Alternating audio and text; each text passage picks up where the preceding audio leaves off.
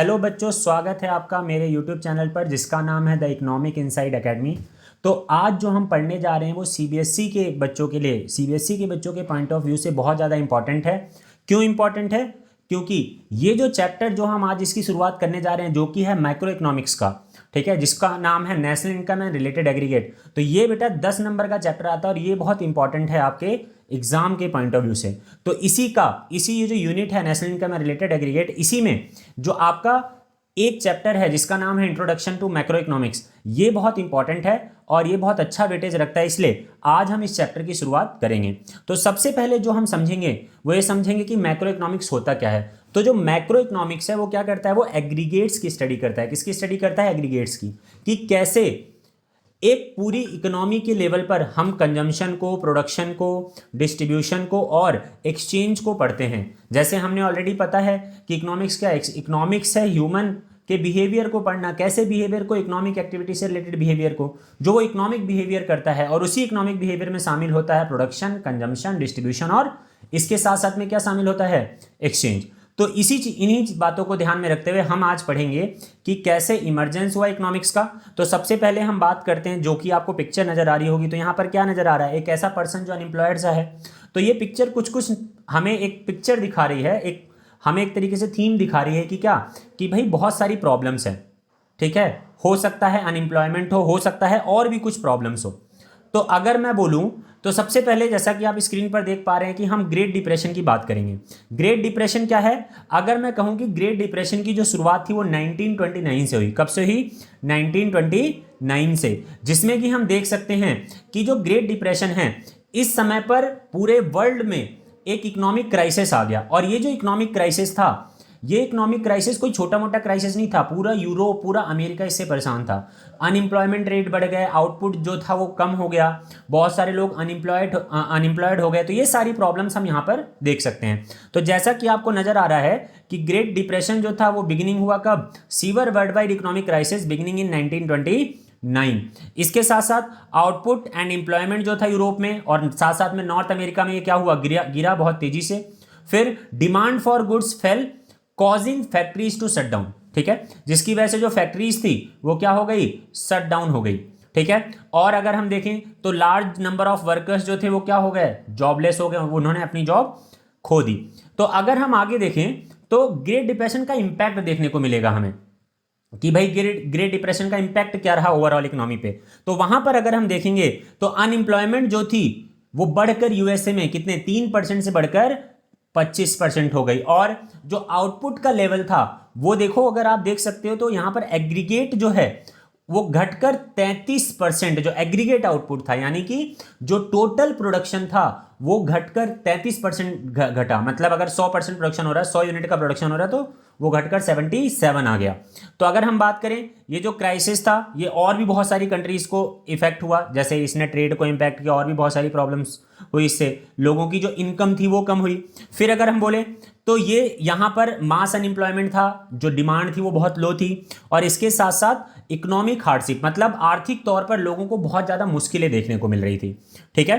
तो अगर हम इसी में देखें तो ये जो ग्रेट डिप्रेशन था, इसी में अगर मैं यहाँ पर बात करूँ तो इसी समय पर एक इकोनॉमिस्ट आते हैं जिनका नाम है जॉन मेनार्ड किनीशन, जिनका नाम है जॉन मेनार्ड किनीशन, जिन्होंने 1936 में एक बुक लिखी, the general theory of income and employment, जिसमें इन्होंने मैक्रो इकोनॉमिक्स को एक अलग ब्रांच ऑफ इकोनॉमिक्स के तौर पर सेटअप किया, ठीक है। तो अगर हम बोलें कि फादर ऑफ मैक्रो इकोनॉमिक्स कौन है, तो जैसा कि आप स्क्रीन पर देख पा रहे हैं कि एडम स्मिथ के बारे में बात करी जा रही है। एडम स्मिथ मॉडर्न इकोनॉमिक्स के फादर तो हैं, बिल्कुल हैं। ओवरऑल अगर हम इकोनॉमिक्स के फादर को देखा जाएगा तो एडम स्मिथ हैं, लेकिन अगर हम मैक्रो इकोनॉमिक्स की बात कर रहे हैं, जो कि जिसको हम समष्टि अर्थशास्त्र भी कहते हैं, तो उसके जो फादर हैं उसको जॉन मेनार्ड किनीशन को समझा जाता है, क्योंकि उनकी बुक जो 1936 में आई आफ्टर ग्रेट डिप्रेशन, उसी के बाद हमें यह देखने को मिलता है कि मैक्रो इकोनॉमिक्स को एक अलग सब्जेक्ट के तौर पर देखा जाने लगा वर्ल्ड वाइड। तो अगर हम देखें एडम स्मिथ के बारे में, तो इनकी जो सबसे फेमस बुक है, ये भी एक इकोनॉमिस्ट थे, तो इनकी जो सबसे फेमस बुक है वो क्या है? The an inquiry into the nature and cause of wealth of nation. तो इसी के बाद से जब 1776 में बुक आई, इसी के बाद से इकोनॉमिक को एक ऑफिशियल सब्जेक्ट की तरीके से देखा जाने लगा। ठीक है, ऐसा नहीं है कि इन्होंने ही पूरे इकोनॉमिक्स को डेवलप किया, और भी बहुत सारे आगे धीरे धीरे एडम स्मिथ के बाद क्या बोलते हैं जॉन मार्शल आया, तो ऐसे करके बहुत सारे लोग आए जिन्होंने इकोनॉमिक्स में कंट्रीब्यूशन दिया। लेकिन अगर ओवरऑल बात करें तो क्योंकि सबसे पहले इकोनॉमिक को एक स्ट्रक्चर इन्होंने दिया, एडम स्मिथ ने दिया, इसीलिए इनको क्या बोला जाता है, father of macro economics father of economics बोला जाता है। अगर हम देखें यहाँ पर जॉन मेनार्ड किनीशन की बात करते हैं तो यहाँ पर जो इनको फादर ऑफ मैक्रो इकोनॉमिक्स बोला जाता है, इन्होंने इंट्रोड्यूस किया कंसेप्ट ऑफ इफेक्टिव डिमांड को। इफेक्टिव डिमांड क्या होता है ये हम आगे पढ़ेंगे। फिर इनकी दो फेमस वर्क्स हैं, सबसे पहला the economic consequences of the peace जो 1919 में इन्होंने पब्लिश किया, और जो सेकंड इनका है वो general theory of employment interest and money 1936 में इन्होंने इसको पब्लिश किया है। अच्छा, तो एडम स्मिथ जो थे इन्होंने जो थ्योरी दिया इसको हम क्लासिकल यानी कि जो हम बहुत पुरानी क्या बोलते हैं, एक तरीके से जो पुरानी थ्योरीज होती हैं उनको हम क्लासिकल थ्योरीज बोलते हैं। वहीं पर जो किनीशियन ने थ्योरी दिया उसे हम किनीशियन थ्योरी बोलते हैं। तो क्लासिकल थ्योरी में एडम स्मिथ ने कहा कि भाई जो इकोनॉमिक्स है ये हमेशा फुल एम्प्लॉयमेंट पर काम करती है। वहीं पर अगर हम देखें तो यहाँ पर जैसा कि आप देख पा रहे हैं कि economy always tend towards full employment, किसकी तरफ हमेशा रहती है, फुल एम्प्लॉयमेंट, वो भी ऑटोमेटिकली, किसी का इसमें कोई रोल नहीं होता। अभी आगे कहेंगे कि गवर्नमेंट का इसमें कोई भी रोल नहीं होता। लेकिन अगर हम बात करें किनीशियन की, जो किनीशियन थ्योरी है उसके अंदर, तो इन्होंने बोला कि जो इकोनॉमी है ये हो सकता है कि इसमें अनएम्प्लॉयमेंट हो और फुल एम्प्लॉयमेंट ऑटोमेटिकली नहीं आएगा, हमेशा कुछ ना कुछ लेवल ऑफ अनएम्प्लॉयमेंट रहेगा। ठीक है, इसके साथ साथ यहां पर इन्होंने बोला, जो एडम स्मिथ थे इन्होंने बोला कि वेजेज एंड प्राइसेज जो हैं वो फ्लेक्सिबल होंगे। लेकिन क्या बोलते हैं, किनीशियन ने बोला कि वेजेज और प्राइसेज जो होंगी वो फिक्स होंगे, स्टिकी होंगे, उनमें ज़्यादा बदलाव नहीं आएगा। अच्छा, क्लासिकल थ्योरी में कुछ चीज़ें और बोली गई, जैसे कि गवर्नमेंट का इंटरवेंशन जरूरी नहीं है। लेकिन वहीं पर किनीशियन ने कहा कि गवर्नमेंट का इंटरवेंशन जरूरी है अगर हमें डिमांड को बढ़ाना है और एम्प्लॉयमेंट को बढ़ाना है। जैसे कि आज आप देख सकते हो, जब आज आपको लगता है कि भाई क्या बोलते हैं अनएम्प्लॉयमेंट है, तो आप किसको दोष देते हैं, आप किसको ब्लेम करते हैं, गवर्नमेंट को ब्लेम करते हैं। तो वही रीजन है कि एम्प्लॉयमेंट जनरेट करना गवर्नमेंट का ही काम है मेनली। मैंने ये नहीं बोला कि एम्प्लॉयमेंट गवर्नमेंट ही जनरेट करेगी सबके लिए, हमारी कोई सोशलिस्ट इकोनॉमी तो है नहीं, मिक्स्ड इकोनॉमी में हम हैं, तो इस वजह से, लेकिन गवर्नमेंट का एक बहुत इंपॉर्टेंट रोल होता है एम्प्लॉयमेंट जनरेशन में। फिर अगर हम बात करें तो यहाँ पर वेजेस एंड प्राइसेस जो हैं वो क्या है, फ्लेक्सिबल हैं, जैसे हमने पढ़ा।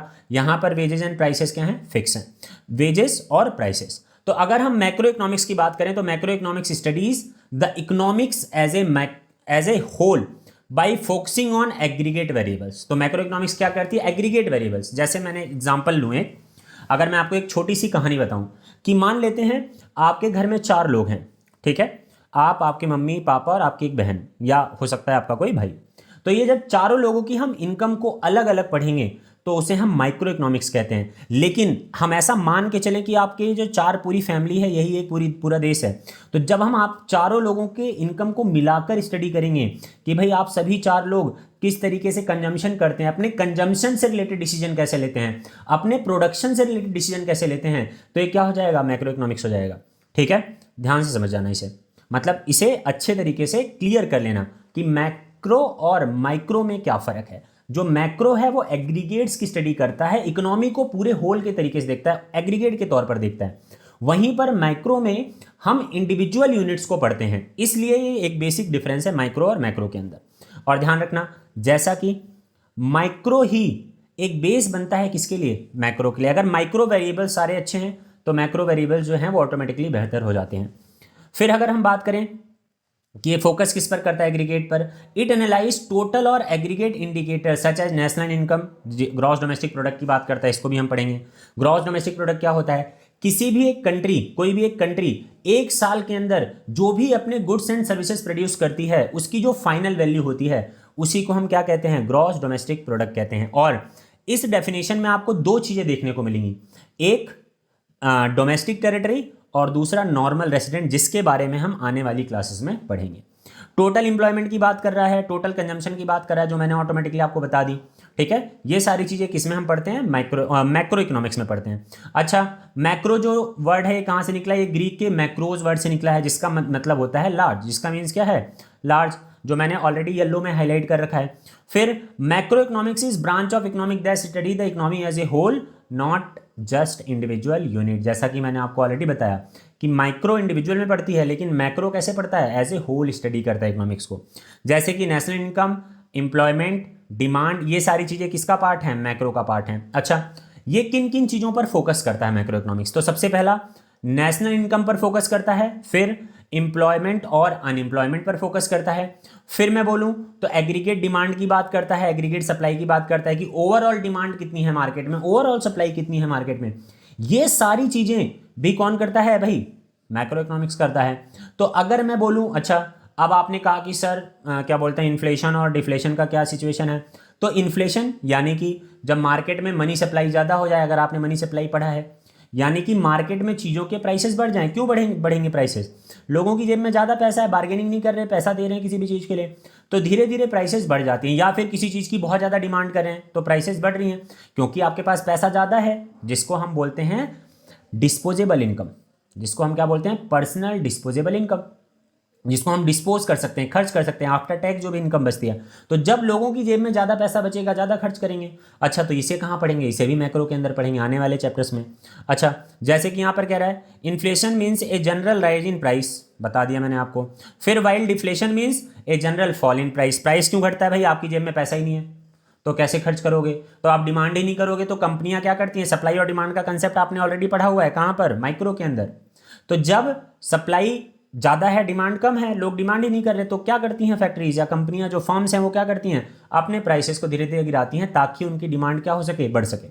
ठीक है, तो अगर हम बात करें macro economic study their cause effect and how they influence purchasing power and economic stability, तो क्योंकि इकोनॉमिक स्टडी जो मैक्रो इकोनॉमिक जब हम पढ़ते हैं तो हम पूरे देश को पढ़ते हैं, तो वहां पर हम इकोनॉमिक स्टेबिलिटी की बात करते हैं। अच्छा, इकोनॉमिक ग्रोथ की बात करें तो उसके बारे में कौन बात करता है, इकोनॉमिक ग्रोथ के बारे में बात करता है बेटा मैक्रो इकोनॉमिक्स। ठीक है, जिसमें कि जीडीपी क्या है, GDP, real GDP, nominal GDP, ये सब किसके अंदर है, ये सब मैक्रो इकोनॉमिक्स के अंदर है। कि रियल जीडीपी क्या होती है, क्या बोलते हैं, नॉमिनल जीडीपी क्या होती है। अच्छा, इकोनॉमिक ग्रोथ क्या होती है, यानी कि अगर हमारा जो इकोनॉमी हर साल बढ़ रही है तो किस तरीके से बढ़ रही है, क्या वो सही है या नहीं है, ये सारी चीज़ें हम किस में पढ़ते हैं, मैक्रो में पढ़ते हैं। फिर बैलेंस ऑफ पेमेंट की बात करते हैं, टोटल जो भी ट्रांजैक्शन हो रही है एक देश से दूसरे देश के बीच में, उसी को हम बैलेंस ऑफ पेमेंट कहते हैं। एक्सपोर्ट हो गया, चाहे इंपोर्ट हो गया, फॉरेन इन्वेस्टमेंट हो गया, कोई भी पैसा, चाहे वो फैक्टर पेमेंट हो, चाहे वो ट्रांसफर पेमेंट हो। फैक्टर पेमेंट और ट्रांसफर पेमेंट क्या होता है ये भी बताऊंगा मैं आने वाली क्लासेस में। ठीक है, अच्छा, तो माइक्रो और मैक्रो के बीच में डिफरेंस क्या है, अगर हम बेसिक डिफरेंस देखें तो माइक्रो इकोनॉमिक्स इंडिविजुअल की स्टडी करती है, इकोनॉमिक यूनिट्स की, और वहीं पर macro economics as a whole study करती है। यहाँ पर इंडिविजुअल डिमांड और इंडिविजुअल सप्लाई की बात होती है, यहाँ पर एग्रीगेट डिमांड और एग्रीगेट सप्लाई की बात होती है, साथ साथ में नेशनल इनकम और एम्प्लॉयमेंट की बात होती है। यहाँ पर price level, individual price level decide किया जाता है, यहाँ पर जीडीपी को डिटरमाइन करना, इन्फ्लेशन रेट को कंट्रोल करना, ये सब किसके अंदर होता है, मैक्रो के अंदर होता है। अच्छा, साथ साथ में और क्या कि ये एक्सप्लेन करता है कि प्राइस कैसे डिटरमाइन होगा सिंगल प्रोडक्ट का। यहां पर ओवरऑल प्राइस लेवल को देखा जाता है कि कहीं ओवरऑल प्राइस लेवल बढ़ तो नहीं रहा।